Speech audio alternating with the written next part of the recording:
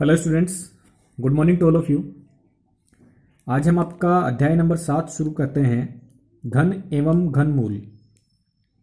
देखो, घन क्या होता है। किसी संख्या को यदि हम 3 बार लिख के गुणा करते हैं तो हम बोलते हैं कि हम उस संख्या का घन कर रहे हैं। आगे हम ये एक सारणी पढ़ेंगे जिसमें आपको समझ आएगी। एक संख्या है, यदि इस संख्या का हम घन करते हैं तो इसका मतलब है 1 की घात 3 लगाना, यानी 1 को 3 बार लिख के गुणा करने से हमें एक संख्या मिलेगी। तो हम बोलेंगे हमने 1 का घन किया, हमें 1 प्राप्त हुआ। हमने दूसरी संख्या 2 ली और फिर हम इस 2 संख्या का घन करते हैं। 2 का घन करने का मतलब है 2 को 3 बार लिख के गुणा करेंगे, हमें नई संख्या 8 प्राप्त होगी। मान लीजिए हम संख्या 3 लेते हैं, इस संख्या 3 का घन करते हैं तो 3 को 3 बार लिख के गुणा करने से नई संख्या आपको 27 प्राप्त होगी। इस तरीके से हम 1 से लेकर के 20 तक की संख्याओं को सारणीबद्ध किया है, जिसमें आपको ये जो संख्याएं प्राप्त हुई हैं, इन संख्याओं को बोला जाता है पूर्ण घन संख्याएं।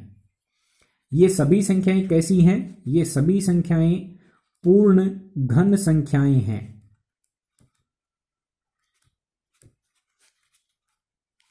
क्यों? क्योंकि ये किसी न किसी प्राकृत संख्या का घन करने से प्राप्त हुई हैं।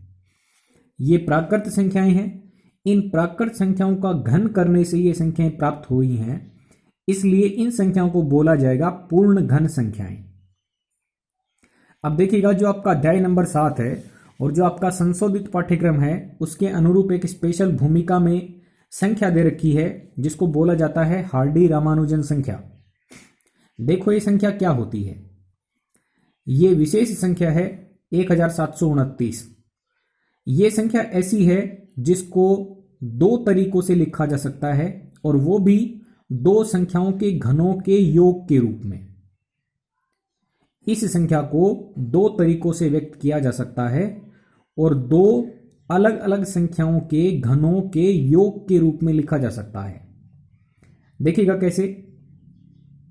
1729 है तो 1728 प्लस 1 बनी, और 1728 को हम लिख सकते हैं 12 की घात 3।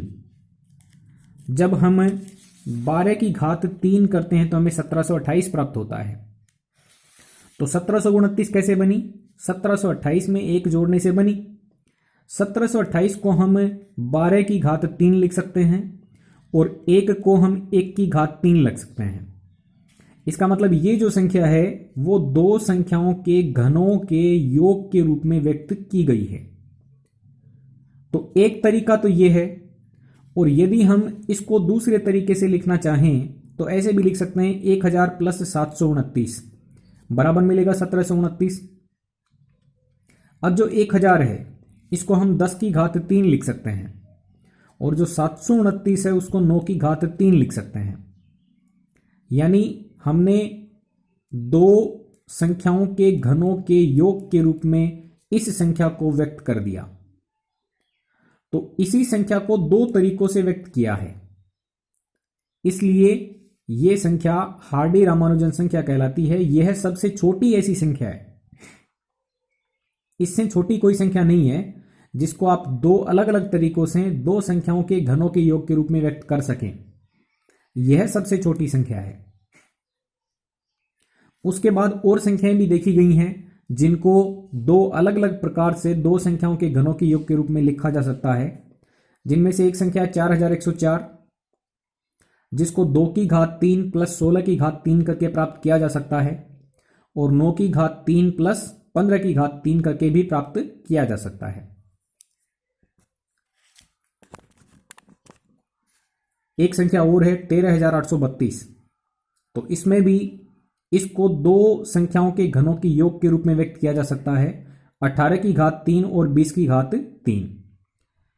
इसको 2 की घात 3 प्लस 24 की घात 3 के रूप में भी व्यक्त किया जा सकता है। ओके स्टूडेंट्स, तो ये संख्याएं भी ऐसी हैं।